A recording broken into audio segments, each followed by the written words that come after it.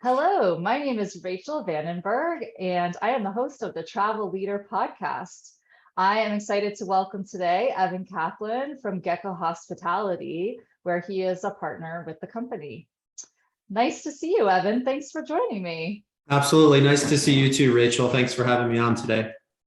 So yeah, just to begin, tell us a little bit about yourself and your background. Of course. So I am the partner for the entire Northeast market with Gecko Hospitality. We're an award-winning hospitality search firm that specializes in hotel, resort, private club, event management space on the division that I am in. And we are also a restaurant recruiting firm as well. I deliver about a 22-year operational background from food and beverage, from five-star platinum country clubs, private clubs, AAA four-diamond hotel resorts, and critically acclaimed restaurants. That's great. That's great. I hadn't realized your background in food and beverage. I may have to tap into that someday, as we could use some restaurant staff. So, Of course, definitely not something ever escapes me. It was. I started in the industry at a very young age, and now I get to recruit for the industry. So definitely passionate about it. But the firm that I represent, the positions that we recruit are far sweeping, from food and beverage to chief operating officers. yeah. So to speak to that, what brought you to move from like operations in the hospitality industry to recruiting? Sure. I think it's a great question, and it mirrors a little bit about what's taking place in our industry right now, from hotels, resorts, private clubs to restaurants, is that the quality of life that I was experiencing, or lack thereof, became an issue for me because I was starting a young family, and working 90 to 100 hours a week was not sustainable to have a one-year-old.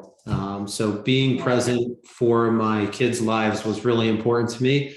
And I wanted to ensure that that was going to take place. And recruiting in the industry gave me a chance to not only remain plugged into the industry that I was so passionate about, but continue to take that even further and do that without being in operations. So it was really a very good blessing for me to come across recruiting. Yeah. I love that you found a different way to serve the industry. And you mentioned a couple times your passion for the industry. What do you think drives that passion and the impact you want to make? I think that the passion for me has always been the passion to serve, not only serve a guest or a member, but serve myself, serve the team, really be an ambassador to what we're doing. Just being really passionate about the industry has naturally had that elevate to the surface. So that's really where it comes from. Yeah. Yeah. Can I think that's such an important idea, the idea of serving the people that work on your teams. Can you elaborate on what that means to you?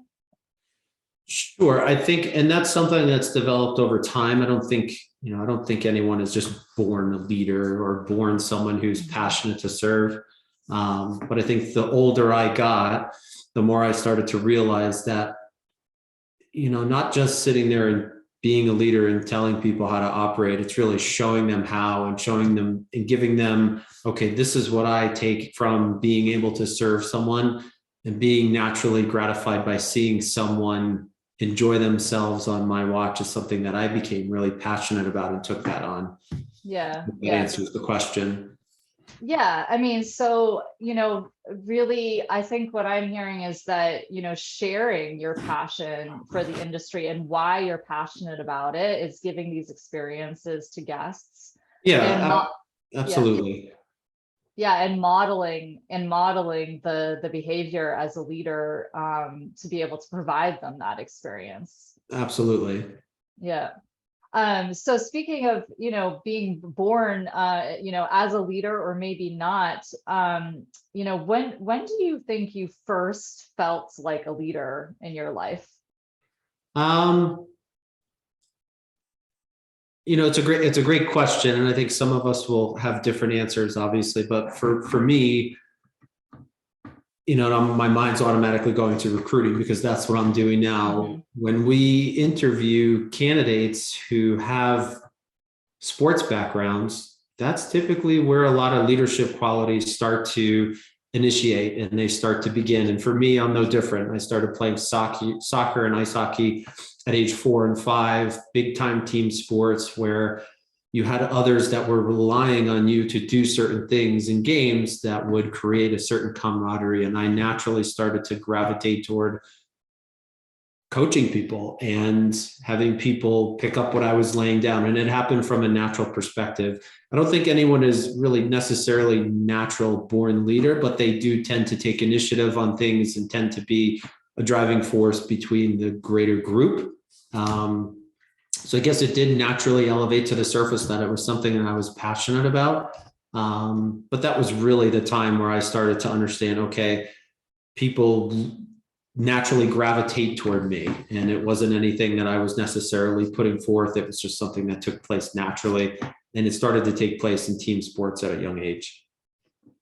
That's really interesting. Yeah, I think that observation about the experience in sports. I have 3 young children myself, and they play a lot of sports and team dance. And sometimes I'm like, oh my gosh, there's so much carpooling and driving and cost involved. Sure. And, you're thinking about like, well, how will this investment pay off for them? As a parent, that's what I'm thinking about. So I think that's reaffirming to know I'm doing the right thing for their future potential as leaders. Sure, absolutely. And I can attest to that, having 2 young kids. I've got a 4-year-old and a 10-year-old, both involved in team sports.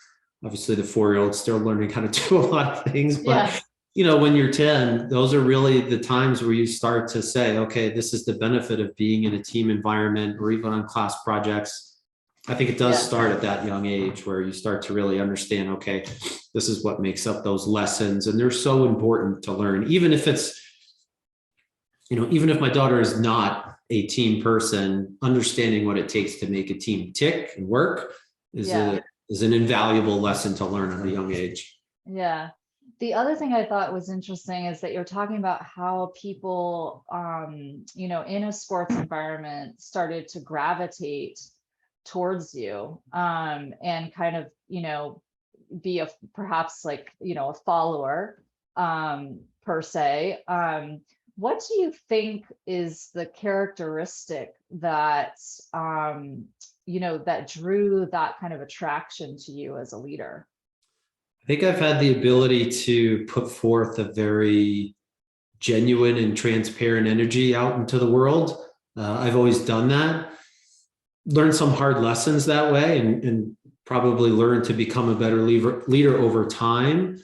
But knowing that people knowing that I am authentic and picking up on that, I think resonates with people. It's followed me throughout my life. I've done it since I was a younger kid, and I've done it into my professional life. And there's mistakes that you make along the way, and there's lessons that you take along the way, but always remaining true to being authentic is something that has served me extremely well. On both sides of the coin, making mistakes and being authentic can blow up on your face. And it has multiple times. But for the most part, I think it's done nothing but benefit me and serve me in my personal and professional life quite well. Yeah, that's an important lesson. Authenticity and being genuine. Sure. Absolutely. Absolutely. So you spoke before a little bit about when you're, seeking out candidates for recruiting purposes. What are the types of characteristics that you are looking for when you are interviewing or, looking for those people? Sorry. That's a great question, and one that I could probably talk about for a couple hours. We obviously don't have that time. Yeah. I think, within Gecko Hospitality and the verticals that we recruit within hotels, resorts, private clubs, event management companies, leadership always surfaces. It always comes up, and the majority of roles that we do recruit are leadership positions. And oftentimes, the clients that we work with dictate the types of candidates that we are going to pursue. And some of those personality attributes or experience levels are going to vary, and those are going to be diversified within the positions that we work. But at the end of the day, I think some of the most important things that we look for are, we are looking for leaders, and there are certain types of backgrounds that we naturally gravitate toward that get us excited. We talked about team sports. If I'm looking for a leadership role and I scroll down on someone's resume and I can see that they were the captain of their lacrosse team in 10th grade, that's not something that we're really going to overlook. That will be something that I would start to probably probe some questions as it relates to leadership. Those are important. In the world of hospitality, there's typically two companies that have the best training programs in the world. One of them is Walt Disney. The other one will probably really make you scratch your head, but I also worked for the group. It was Enterprise Rent-A-Car. They have one of the most world-renowned management programs out there. Granted, I'm not in the rental car industry anymore, but there's a certain personality makeup that comes from individuals that come from those types of hospitality organizations. So there are certain and specific personality traits that we look for. Being a team leader, someone who, we can always say it, everyone always tells me they lead by example. We've been hearing that answer for 30 years. We look to have different answers to those questions. Someone who is authentic, someone who is transparent, someone who serves as a servant leader. All the experience is the same, right? I think it always comes down to the individual. If we have 5 resumes in front of us, they all have the same background. It's going to come down to the personality traits of that character of the individual that we typically select. And some of those things are going to stem from leadership. Some of those things are going to stem from some of the failures that they've experienced that have made them better operators. Right. I know I'm being somewhat vague and broadlining out there a little bit, but that's really essentially what we would be looking for at the end of the day. But I really do believe in recruitment and recruiting industries that we listen to our clients and they tell us what we go out and look for. It doesn't matter what I think is important. Sure, I have some opinions and some firsthand knowledge on what they should be doing, but we really need to go out and do right by our clients and find exactly what they're looking for. Yeah, I think that 2 things that came up for me was one, as an applicant, I think it might surprise people to hear, the other kinds of aspects they're looking at on their resume. And that they shouldn't underestimate the breadth of their experience as a whole person, including those sports, team leadership experiences, or, maybe they've traveled abroad, or, done a gap year or something like that, or that those are things that, don't forget to put those on your resume because they may count. Yeah. And as you're starting to talk about that, I have a personal preference of looking at resumes where I can tell that a candidate has been through some type of adversity, call it professional or personal. Resumes are not all the same and they are not all cookie cutter, but they are also extremely personal because they are us on paper. And you might see a candidate who's had 3 jobs in 3 years. But guess what? That candidate may be taking care of a sick family member. They may have gotten sick themselves. They may have gone through a divorce.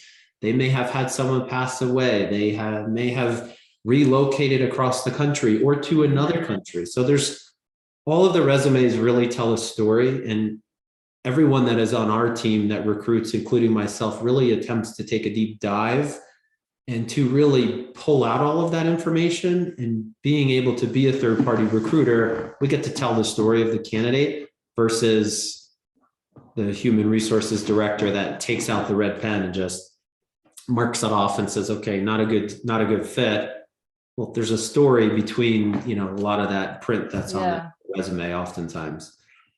Yeah, I think that is so important to point out because, I think just speaking from my own experience that my growth as a leader has come at a lot of times when I've faced adversity and failure.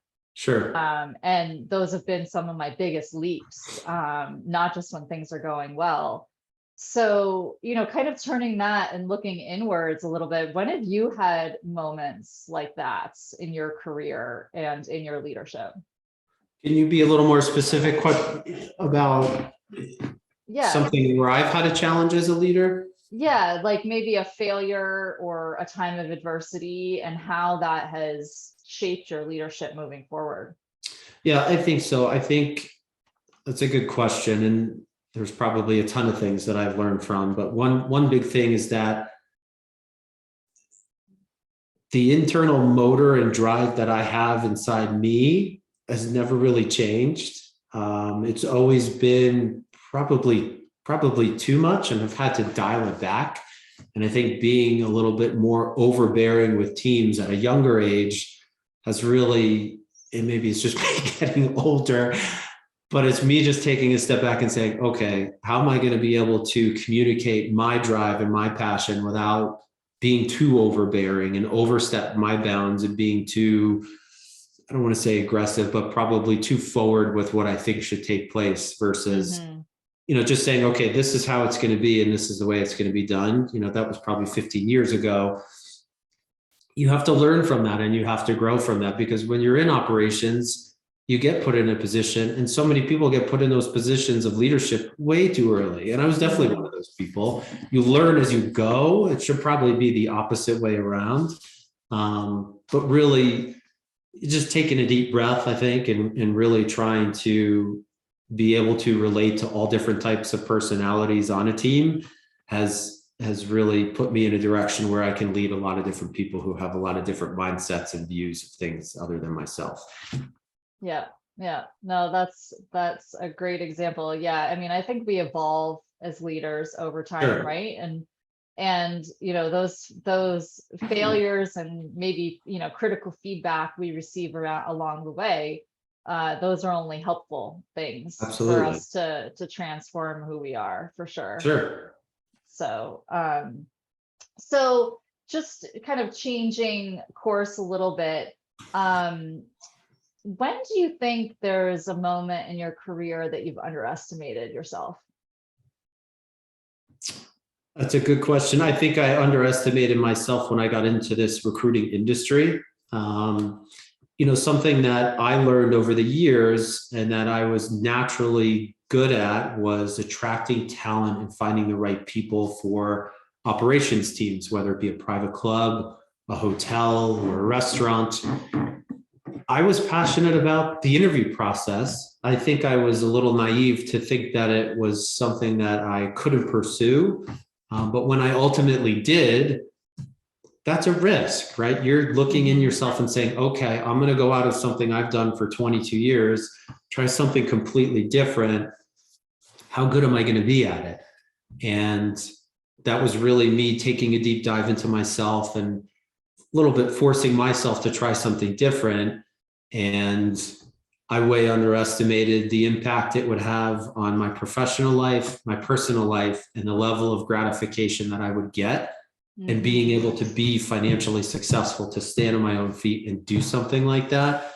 I think I underestimated the amount of success that I was going to have, because it's been enormously successful. And I've taken the business from nothing in 5 states and created it into 8 states with myself and 4 executive recruiters on my team. And then ultimately winning franchisee of the year 3 times in 5 years. So it's been an amazing ride, but I definitely underestimated how fast it would go and how good I would actually become at it. But it was really right there. It was just a matter of me changing the way I was looking at things and having the right vision to say, okay, you can actually be quite good at this. And I went with something that I knew I was passionate about, which was essentially the interview process, but which is talent acquisition. Yeah. So what I'm understanding is that, yeah, it seemed like you were making this really big change and taking a really big risk, but there were already these things inherently that you did well and were passionate about that were very applicable Sure. to this new direction. Absolutely. That's correct. Yeah. Do you Yep. think that, sorry to cut you off, do you think that that experience has maybe increased your threshold for taking new risks? I think so. A little bit. I've always been a little bit of a risk taker. I wouldn't call myself a daredevil or anything, but I've always, I have never really been afraid to try something new. But as humans, right, we doubt ourselves and we get into our own heads and we say, well, you probably shouldn't do this or you probably shouldn't do that. Starting a business with a young family, having never done it before, is a risk, and it's a big risk. But without taking risks, there's no personal development. So I think I came to a crossroad in my life where it says, okay, let's try something new and let's try it. Obviously, it worked out pretty well. So yeah, it's a great question. Absolutely. Well, congratulations on that growth and thank you. Success. That's awesome. I mean, your line of work is very much needed in our industry right now. So it is all the time it's needed. So that's great. So I think as leaders, we get tossed a lot of things our way because we're often in the spotlight and people want us to join boards and things like that or do projects. When are either self-initiated or when you are asked to work on something maybe outside of your regular work or to start something new, what inspires you to make that choice or not? We talked about that internal motor. That's something that I don't think I've ever really been able to turn off and never will. And I'm glad I have it because I'm naturally drawn toward fixing problems. Definitely a solutions driven type of person and I always want to help and I always want to fix. I don't think that's a fault. I think it's a strength. I can probably bite off a little bit more than I can chew sometimes, but all of us can, right? We're all humans. Right. I think we could do something. Understanding, I'm getting better at understanding what my limitations could be, but never being afraid to really take the initiative to help and to assist. I think that's been a big shift, not shift, but it's been a big vision of mine when I got into the recruiting industry, because there's been a stereotype within recruiting that we're all salespeople and we're sitting in a warehouse and we're dialing for dollars and selling positions. I have attempted to rattle the industry where we embrace the trusted advisor space and we become an ambassador to the hospitality industry without necessarily saying, okay, hey, candidate number one, I'm calling to sell you this position. It's, hey, candidate number one, I'm calling for a chance to network with you, see what types of positions you might be interested in. If I can help you, let me know, have a conversation from there. So it's always that passion to help. And I know that I've got to go against the grain and break down those stereotypes and barriers, and the people on my team do that. And I know I'm taking your question and shifting it into what we do on a professional level. No, that's okay. But really taking initiative is something I've always done. And it's, we talk about, I get things done. That's always been my motto. I get it done no matter what. If it means staying up 15 hours and just, ripping through projects, that's okay. And if I take on an initiative or a special project, as long as I know I'm adding value and helping someone, I will typically do it. It's just, I just love to help. Yeah. Yeah. It sounds like when you see an opportunity to provide that contribution, it kind of then is like a trigger for your intrinsic motivation to go after it and really, to help out, like you said. Yeah. Absolutely. And that's a hospitality. That's what people in hospitality do. It's always, we're here to serve, we're here to help. How can I help? That's always the motto. So clearly you can see where my background lies. Yeah, I mean, and you point out a key aspect of, the type of people that we want to find for our industry. How do you kind of dig deeper with a candidate to find out if they have that kind of, intrinsic motivation and desire to be hospitable? Sure. I think I think it all comes down to energy levels when we talk to a candidate. I've always been big on that and being able to see through the questions and see and understand and ask. The way to get there is asking scenario-based questions of candidates. Mm, And really being able to raise that antenna up on my side when we start to ask the right questions. What would you do in this scenario? Or how have you, in your type of experience, how have you handled this type of scenario? Asking those types of questions will really will lead them down the path. When we ask someone to walk them through their resume or walk me through their background, if they do it in 4 minutes, they clearly don't want to be on the phone with me or are excited about yeah, hospitality. If you're yeah, walking me through it and you're reading through the entire resume, you clearly don't want to be on the phone. But if it's a good conversation and we know when it is, you can hear things come from the heart. Hey, we did this. And when I did this, it made me feel this way. And it's those basic little triggers that we hear when we're talking on the phone that we can extrapolate the right info to understand, okay, we've got the right candidate. We know what it is. yeah. I hope that answers the question. Yeah, definitely. Yeah, I mean, what it reminds me too is one of the things I'm shifting gears a little bit, but one of the things I'm doing with this podcast is that I'm asking each participant to express maybe a challenge that they have, and then one of the future guests can kind of respond to that challenge. Interesting. And the flip side of what you were talking about, you're talking about, okay, evaluating a candidate for these, kinds of characteristics or their overall personality. And right now we have such a challenge with hiring people that it's really been flipped to the other side, as basically as the employer, we're being interviewed. and Right. is they want to know, is this going to be a place that I really want to work? And one of my previous guests, she actually asked about that challenge about, well, how do we make the industry right now attractive to people to want to work in? I think it's done 3 ways. And I've been asked that question a lot lately, obviously, with what's going on in the industry, the shortage of what's taking place as far as it relates to candidates being available. As long as you're supporting a team member physically, mentally, and financially, you will be able to attract talent. And it's the people and clients that we work with that are going against that type of methodology that are experiencing more trouble with talent acquisition.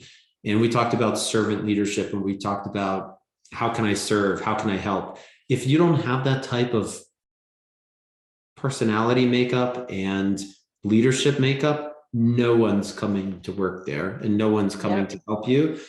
And there's a massive gear shift that's taking place in the industry where, I think I grew up in the wrong age where I worked 90 hours a week, no problem, and would walk out the door and shake my general manager's hand. If you get to 90 hours a week now and you walk out the door, you're probably sticking up your middle finger and walking out the door. And that's the reality. Yeah. No one should be working more than those hours. You're no good to anyone at 60, 70, 80 hours a week. It's just, No. and there's a lot of things that need to get done to really shore up the industry and prop it up. And it's sad that we've gotten to this point, but it's also an amazing opportunity for hoteliers and private club operators to just prop up everything and create a better quality of life for their team members, because they deserve it. And they're going to operate and be at a much higher level serving guests and serving members than they would be if it was, shoe was on the other foot in the other direction. So it's long overdue. It's long overdue.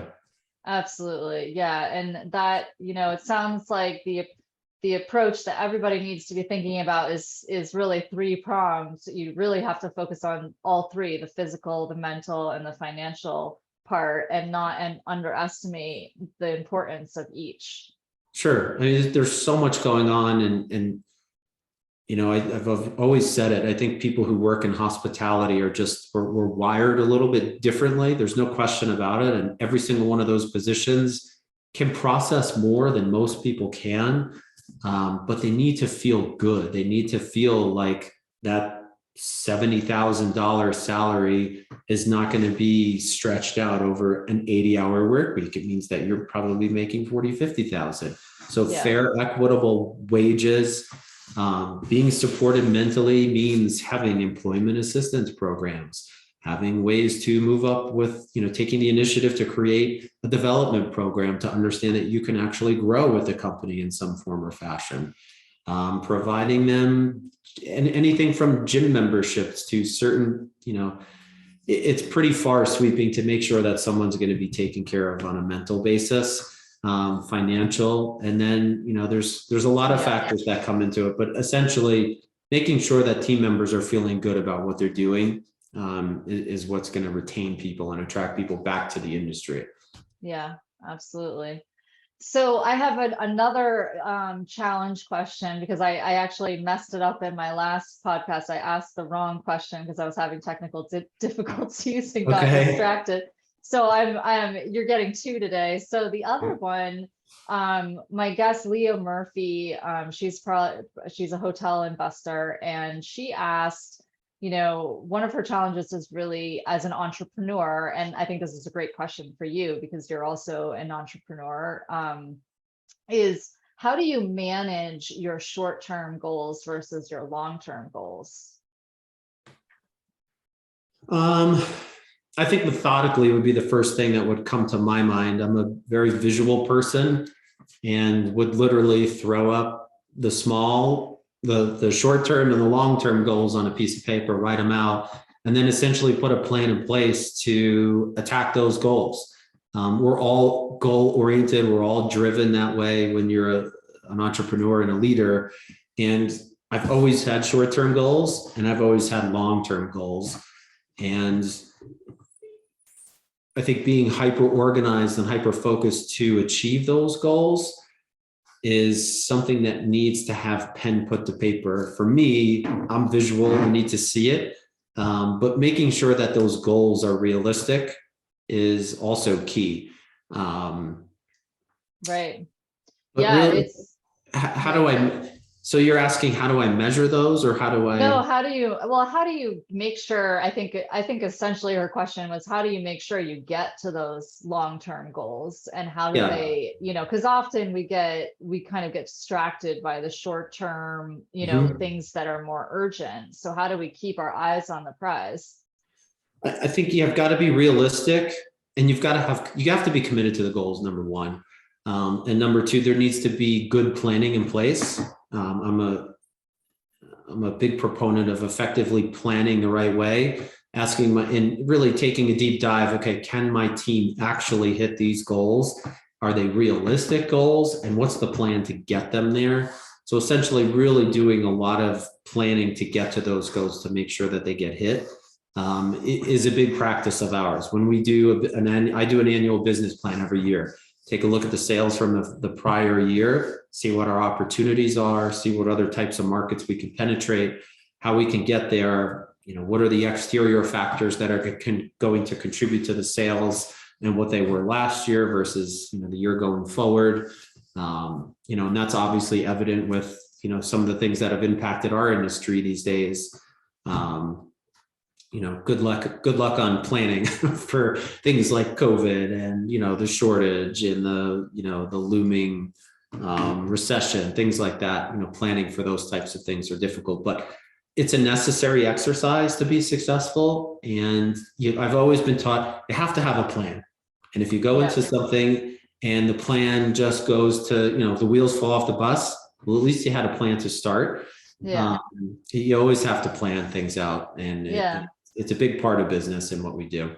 Yeah. So it sounds like, it's really being very deliberate about those goals and keeping them, somewhere, even if you're not a visual person, just keeping them at top of mind through some kind of reminders, or a visualization.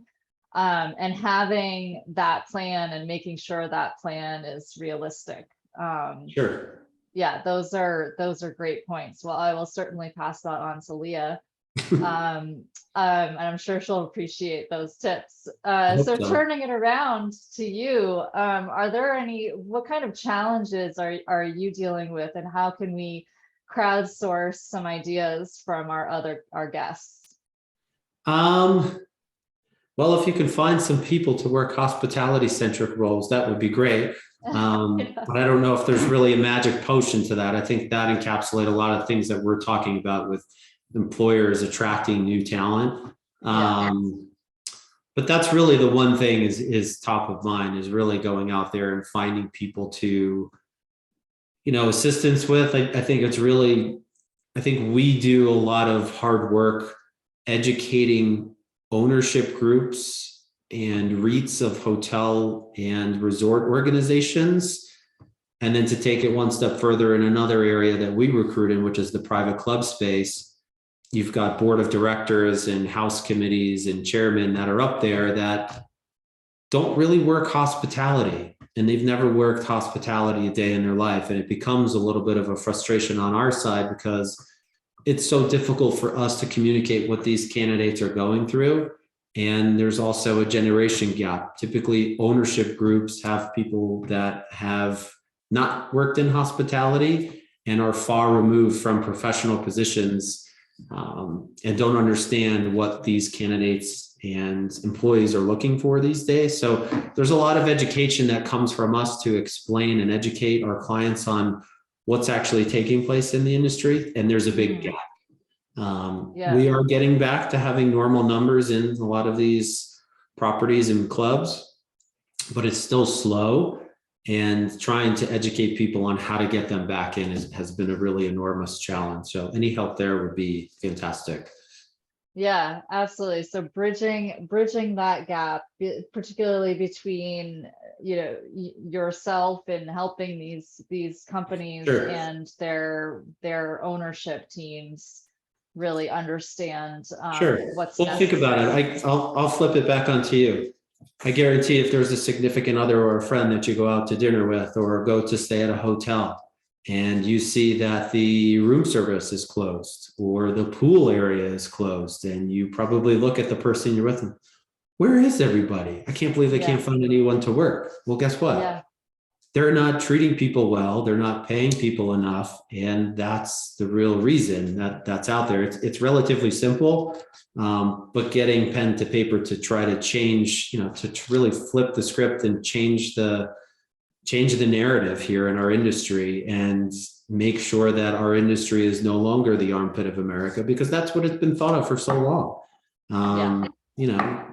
It's a frustrating thing for me, but I know it's frustrating for everybody else as well. But until people really start to take a deeper dive and, start to understand how we can make the change, it's not going to change. Yeah. That's it. I think part of it comes with a generational, evolution. You've got to kind of weed out the old guard. That's kind of, I don't mean it. That's pretty negative, but there's it's a realistic one though. Yeah, it is kind of the reality. Not that all older generations are, not able to move with the times. That's definitely not the case. But the other part is the role of leaders in this transformation process of the industry.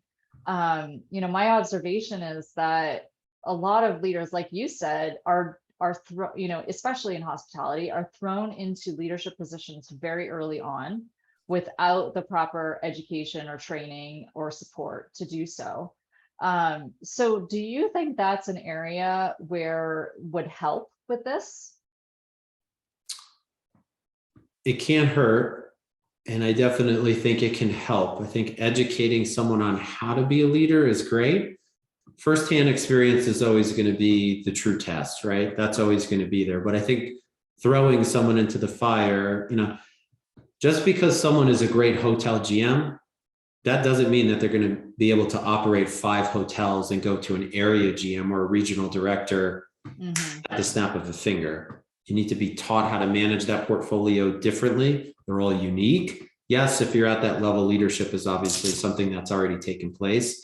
But I think it's at those junior level positions where leadership really needs to be educated and taught, and not just, it's always learned by watching, right?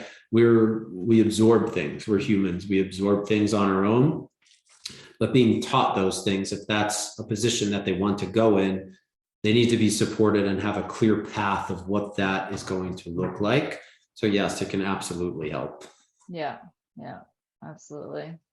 So one of my last questions is, as a leader, one of the reasons I've created this podcast was to connect with other leaders and to have, authentic conversations. Because sometimes leadership can be very lonely when you're at the top and you're kind of doing your thing and you're in the thick of it always. So if you could fill in this sentence, am I the only one that? As it relates to what you just said, is it anything in your leadership experience? I would say, am I the only one that gets lonely at the top? I think I know the answer to that question, but I know I'm not alone. And it is often, so it's interesting that you bring that up, and I'm smiling just because it is. I just had this conversation before you and I hopped on the call, and, I think what I can say is, am I the only one that feels lonely at the top? And am I the only one that feels lonely working in a remote capacity? It's a really interesting thing that I've talked about with my team.